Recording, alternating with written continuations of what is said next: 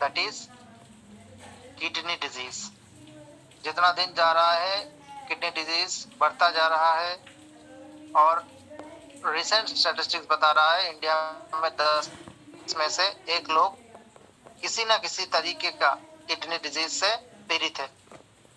तो उसी बहुत तरीके की किडनी डिजीज में से आज हम एक वेरी कॉमन और अर्ली स्टेजेस में डायग्नोस्टिक होने वाला किडनी डिजीज के बारे में आज डिस्कस करेंगे।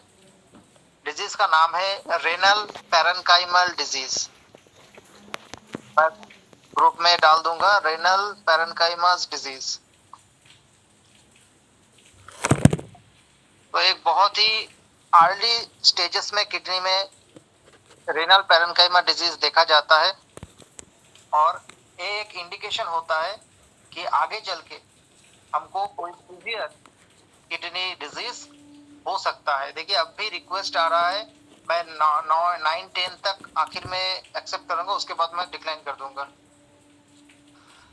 तो एक बहुत ही इनिशियल और early stages of kidney disease है जिसको हम कहते हैं रेनल पैरेनकाइमल डिजीज। अच्छा, ये रेनल पैरेनकाइमा डिजीज क्या है? Renal parenchyma disease is A umbrella of disease, जिसमें बहुत तरीके की किडनी डिजीज को जोड़ के एक डिजीज बनाया, नाम दिया गया, जिसको नाम बोला गया कि पैरेनकाइमल डिजीज। क्यों? क्योंकि इस डिजीज में देखा जाता है कि किडनी की पैरेनकाइमल लेयर सबसे ज्यादा इफेक्टेड होता है, इसलिए उसको मद्देनजर रखते हुए इस डिजीज का नाम किया गया है रेनल पैरेनकाइमल डिजीज। इसके अंदर बहुत से किडनी कंडीशंस इकट्ठा आते हैं, जैसे हम लोग सीकेडी, एक कॉमन नाम हो गया आजकल सीकेडी, क्रॉनिक किडनी डिजीज, वो भी एक अम्ब्रेला टर्म है। अम्ब्रेला टर्म क्या है? अम्ब्रेला टर्म मतलब एक ही अम्ब्रेला के नीचे बहुत सारा कंडीशंस को मिला के एक नाम दिया जाता है। उसी तरीके से ये रेनल पैरेनकाइमल डिजीज RPD, ये भी एक अम्ब्रेला टर्म है जिसके अंदर किडनी के बहुत सारे कंडीशंस छुपे रहते हैं। अब हम जानेंगे कि कौन से ऐसे कंडीशंस है जिसको हम मिला के हम रेनल पैरेनकाइमल डिजीज बता सकते हैं। सबसे पहला कंडीशन ये होता है कि अगर किडनी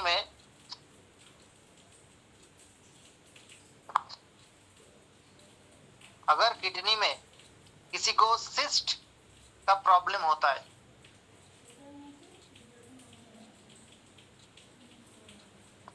मैंने पहले बताया रेनल पैरेनकाइमा डिजीज एक ग्रुप ऑफ कंडीशन जो कि किडनी में जनरेट होता है इनिशियल स्टेजेस में। उसमें से एक वाइटल चीज है किडनी में सिस्ट होना।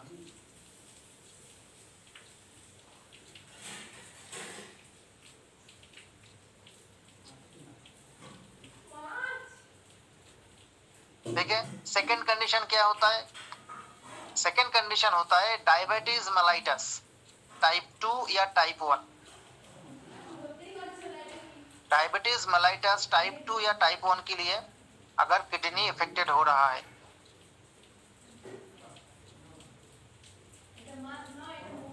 किडनी में सिस्ट है और the renal cortex disease. Renal cortex क्या होता है? Is a part of parenchymal that produce the hormone erythropoietin. Kidney में एक पार्ट होता है रेनल कॉर्टेक्स, उसमें पैरेनकाइमल सेल्स होते हैं बहुत सारे, जो कि एक खास तरीके के हार्मोन प्रोड्यूस करता है जो है एरिथ्रोपोटिन। ये हार्मोन क्या करता है?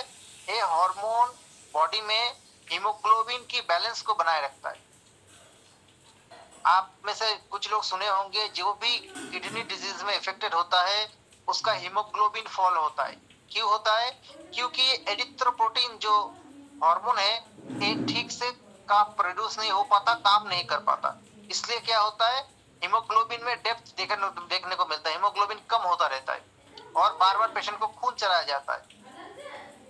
अभी इसका और एक ट्रीटमेंट किया जाता है, वो है इंजेक्शन के थ्रू आपको एरिथ्रोपोटिन हार्मोन इंजेक्शन दिया जाता है ताकि किडनी में से एरिथ्रोपोटिन हार्मोन की सिक्रेशन बढ़े और जो हीमोग्लोबिन हीमोग्लोबिन वाला पार्ट है वो अपने आप बैलेंस में आ जाए।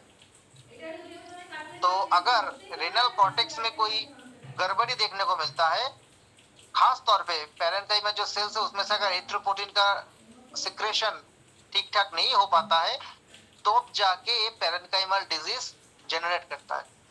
ठीक है, तो 3 कंडीशन होने में पैरेन्काइमा डिजीज जनरेट करता है। फर्स्ट वन, सिस्ट अगर होगा किडनी में तो फंक्शन डिस्टर्ब होगा, उसमें हो सकता है। सेकेंड, अगर पेशेंट को डायबिटीज मेलाइटस टाइप 1 या टाइप 2 है तो वो किडनी को डायरेक्ट इफेक्ट करता है, उसमें हो सकता है। थर्ड, अगर रेनल कॉर्टेक्स में कोई गड़बड़ी है जिससे कि एरिथ्रोपोइटिन हार्मोन प्रोडक्शन कम हो रहा है, तो वहां पे पैरेन्काइमल सेल्स में एक लेयरिंग देखने को मिलता है जिसमें पैरेन्काइमल सेल्स क्या होते हैं, इन्फ्लामेटेड हो जाता है, तब जाके डिजीज देखने को मिलता है। इसके अलावा और 2 कारण होता है, और 2 कंडीशन जो कि इसके अंदर इंक्लूड होता है। क्या क्या? First one is adverse effect of drug, adverse effect of drug, खास तौर पे उस पेशेंट जो कि हाइपरटेंशन, डायबिटीज मेलाइटस, आर्थराइटिस, इन सब, खास तौर पे इन सारे चीजों के लिए, और थायराइड, इन सारे चीजों के लिए कोई ऐसा मेडिसिन ले रहा है जिसका साइड इफेक्ट से, एडवर्स इफेक्ट से उसको पैरेन्काइमल डिजीज बन सकता है। ठीक है, तो एडवर्स इफेक्ट ऑफ ड्रग। और लास्ट कॉज है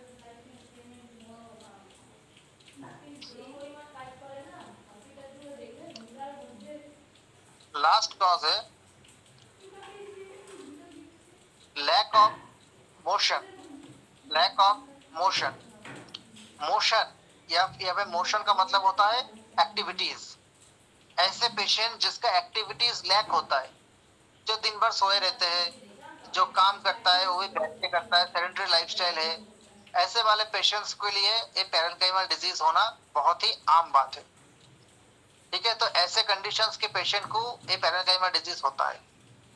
अब ये डिजीज में होता क्या है, जो किडनी की पैरेन्काइमल वाला पार्ट है वो इन्फ्लामेटेड हो जाता है, जिसकी वजह से किडनी में जो फिल्ट्रेशन प्रक्रिया है, वो फिल्ट्रेशन प्रक्रिया वो इंटरप्टेड होता है, वो खराब होने लगता है, जिससे कि जो एसेंशियल चीजें जो बॉडी में रुकना चाहिए था वो नहीं रुक पाता है, वो भी बॉडी से फ्लश्ड आउट हो जाता है। ठीक है, तो ऐसे जिस तरह 5-6 कॉजेज बताया, कंडीशन बताया, ये 5-6 कंडीशन में कोई भी कंडीशन अगर पेशेंट में डेवलप करता है और उसकी वजह से किडनी में पैरेन्काइमल सेक्टर में कोई भी इन्फ्लेमेशन देखने को मिलता है, तभी उसको बोला जाता है कि आपको रेनल पैरेन्काइमल डिजीज है। ठीक है, और एक डिजीज होने से किडनी की जो नॉर्मल फिल्ट्रेशन की क्रिया है वो स्लो हो जाती है, और जो एसेंशियल मिनरल किडनी में रुकना चाहिए वो नहीं रुक के वॉश्ड आउट या फ्लश्ड आउट हो जाता है। यही कंडीशन को हम कहते हैं रेनल पैरेन्काइमल। अब बात है कि ये मैंने बताया कि इनिशियल किडनी डिजीज है, बहुत ही इनिशियल इसको देखा जाता है। इससे पता चलता है कि अगर इसको ठीक से एड्रेस नहीं किया जाता है तो जाके आगे जाके क्रॉनिक बनता है, तो उसको हम सीकेडी में कन्वर्ट, पेशेंट सीकेडी में कन्वर्ट होता है, किडनी फेलियर भी हो सकता है। तो क्या सिम्टम देख के हम अंदाजा लगाए कि इस पेशेंट को ऐसा प्रॉब्लम, पैरेन्काइमल प्रॉब्लम हो सकता है? सबसे पहला सिम्टम फ्रीक्वेंट यूरिनेशन। पहला सिम्टम फ्रीक्वेंट यूरिनेशन, बार बार उसको प्रसाव आना, ये सबसे पहला लक्षण है जिसको कि हमको कंसीडर करना होगा। Second, breathing difficulty in slide motion, breathing difficulty in slide motion, हल्का फुल्का मूवमेंट से, हल्का फुल्का काम से भी ब्रीथिंग डिफिकल्टी, सांस लेने में दिक्कत आ रहा है पेशेंट को। Third, certain part of the body are inflamed, certain part of the body are inflamed, body में कुछ पार्ट में इन्फ्लामेशन वाले सिग्नेचर्स देखने को मिलता है, जैसे हॉट होना, स्वॉलन होना और रेड होना। तो बॉडी में कहीं कहीं पे इन्फ्लामेटरी सिम्टम्स और इन्फ्लामेशन की जगह बॉडी दिखा जाता है, तो हम सोच सकते हैं। फोर्थ, एसाइटिस, या इडिमा, बॉडी में फ्लूइड का जमना, इडिमा होना, एसाइटिस होना, ये लक्षण है कि किडनी में कुछ गड़बड़ हुआ है। नेक्स्ट, एपेटाइट वांटिंग, मतलब एपेटाइट का गिरना, भूख ना लगना, भूख ना लगना। Next, nausea and vomiting, nausea and vomiting, भूख नहीं लगता है लेकिन कुछ भी खा रही है तो उल्टी लगना या उल्टी होना, दोनों he is a part of this disease.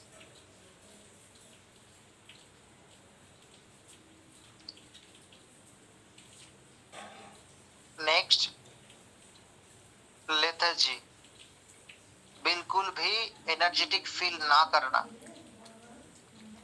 ये सारे सिम्टम्स है। अब आप लोग बताएंगे ये सारे नॉर्मल सिम्टम्स है, बहुत सारे रोगों को इंडिकेट करता है।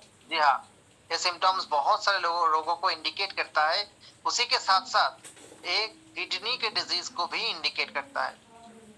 इसका मतलब है आपको जनरली जो भी आदमी ठीक है, सही है, उनको भी सालाना एक बार स्क्रीनिंग करवाना चाहिए। कुछ बेसिक पैरामीटर्स बॉडी के सालाना एक बार उसको, अगर कोई डिजीज नहीं है, कोई मेडिसिन नहीं खा रहा है, फिर भी उसको सालाना एक बार बॉडी स्क्रीनिंग करवाना चाहिए। स्पेशली कुछ कुछ चीजों का तो स्क्रीनिंग करवाना ही चाहिए, उसमें से किडनी एक है। अब क्यों करवाना चाहिए? ये सारे सिम्टम तो दूसरे केस में भी हो सकता है, हाँ हो सकता है, बट करवाना क्यों चाहिए? Because renal parenchyma disease is a acute affection of kidney, but it develops suddenly and grow rapidly. ये चीज को अंडरलाइन करके रखिएगा। Renal parenchymal disease is a acute condition of kidney, acute condition है, but it develops suddenly and growth rapidly.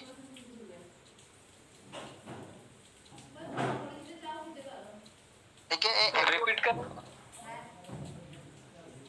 Parenchymal is a acute condition of the kidney, it develops suddenly and growth rapidly. CKD वाला patient के साथ ये वाला patient का difference यही है, जिनको CKD है वो बहुत स्लोली ग्रो करता है, धीरे धीरे धीरे धीरे कई साल लेके फिर किडनी डैमेज होता है, फिर जाके ट्रांसप्लांट के प्रयोजन पड़ता है, पहले तो उसका डायलिसिस होता है, बहुत स्लो प्रोसेस होता है। किडनी उसके बाद it develops suddenly and grow rapidly, develops suddenly and grow rapidly। CKD के साथ इसका मेन डिफरेंस यहीं पे है, सीकेडी बहुत स्लो ग्रोथ करता है, बहुत धीरे धीरे ग्रो करता है, बहुत टाइम मिलता है पेशेंट को, और उसमें 7-8 साल, 10 साल, 15 साल, 20 साल भी पेशेंट जी लेता है, कुछ मेडिसिन के साथ, कुछ डायलिसिस के साथ, कुछ ट्रांसप्लांट के साथ जी लेता है। बट इस डिजीज में रिस्क यही है कि ये सडनली अपीयर होता है और बहुत रैपिडली ग्रो करके आगे निकल जाता है, इसलिए सालाना स्क्रीनिंग जरूरी है। आपके पास जो भी पेशेंट आएगा जिसको कि फॉलोइंग सारे सिम्टम्स में से कुछ सिम्टम्स आप देख रहे हैं, तो अगर आपको उसको बेसिक, माने कोई पेशेंट आया, आपको उसने कुछ टेस्ट नहीं करवाया, अभी से उसका सब सिम्टम शुरू हुआ है और अभी के पास पहली बार आया है, तो आपका फर्ज बनता है उसको कुछ बेसिक स्क्रीनिंग करवाना ही करवाना। उसके अंदर किडनी के सिम्टम, किडनी के टेस्ट भी आते हैं, ठीक है। अब बेसिक कौन से टेस्ट आपको करवाना ही होगा वो हम दूसरे कोई क्लास में डिस्कस करेंगे, लेकिन अगर आपको शक हो रहा है कि पैरेन्काइमल हो सकता है तो आपको क्या डायग्नोसिस करवाना है वो हम अभी बताएंगे कि डायग्नोसिस क्या होगा। देखिए, इसमें दो तरीके की डायग्नोस्टिक हेल्प हम लेते हैं। फर्स्ट है ब्लड, मतलब पैथोलॉजिकल हेल्प, और सेकंड है रेडियोलॉजिकल हेल्प। दोनों ही तरीके की हेल्प हमको कंफर्म करने में मदद करेगा कि हाँ इसमें पैरेन्काइमल डिजीज डेवलप हुआ है। सबसे पहले हम पैथोलॉजिकल हेल्प की बात करते हैं। पैथोलॉजी में हमको 3 ब्लड टेस्ट करवाना होगा। तीन ब्लड टेस्ट करवाना होगा। क्या क्या? दो बहुत कॉमन सा है, serum urea and serum creatinine. Serum urea and creatinine, ये दोनों। Third one is serum bicarbonate. Serum bicarbonate. तीन ब्लड का टेस्ट हमने बताया, यूरिया, क्रिएटिनिन, बाइकार्बोनेट। ये तीन टेस्ट आपको करवाने होंगे। इसके साथ यूरिन में आपको यूरिन का एक माइक्रो एल्बुमिन टेस्ट करवाना होगा, या फिर आप इसको यूरिन कल्चर या यूरिन आरई के नाम से भी लिख सकते हैं। खास तौर पे देखना होता है माइक्रो एल्बुमिन कैसा है यूरिन में, कितना क्या नाम सर? यूरिन माइक्रो एल्बुमिन, या फिर आप इसको लिख सकते हैं यूरिन आरई, मतलब यूरिन रूटीन एग्जामिनेशन, या फिर यूरिन कल्चर। ये हो गया हमारा पैथोलॉजिकल पार्ट, तीन ब्लड टेस्ट, एक यूरिन का टेस्ट। नेक्स्ट आता है हमारा रेडियोलॉजिकल हेल्थ। रेडियोलॉजिकल हेल्थ में हमको क्या करना होगा? अल्ट्रासाउंड। अल्ट्रासाउंड ऑफ दी, आप होल एब्डोमेन भी करवा सकते हैं, या फिर अल्ट्रासाउंड किडनी रीजन भी करवा सकते हैं। आपको मीडियल होल एब्डोमेन में आपको सही रहेगा, क्योंकि लोअर एब्डोमेन करवाएंगे तो नहीं आएगा, मीडियल एब्डोमेन ऐसा नहीं होता है अलग से, तो आपको अल्ट्रासाउंड होल एब्डोमेन करवाना होगा। एक तरीके से आप डिसाइड कर सकते हैं, इससे आपको एकदम क्लियर रिपोर्ट आ जाएगा कि पैरेन्काइमल है कि नहीं। दूसरा आपके पास ऑप्शन क्या है? दूसरा आपके पास ऑप्शन है आप HRCT किडनी करवाए, high definition high reactive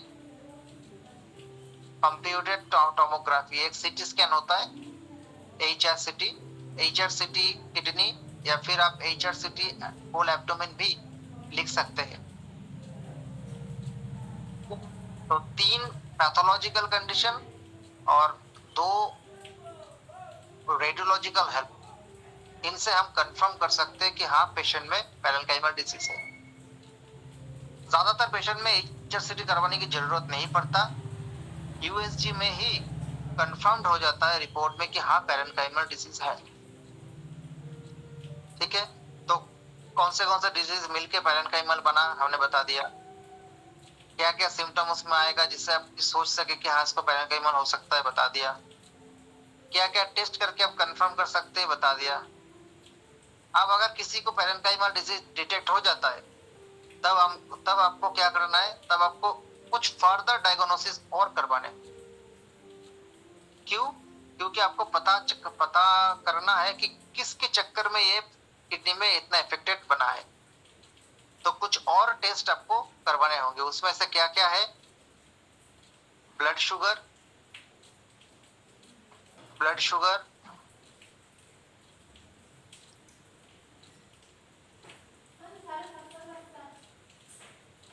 haemoglobin,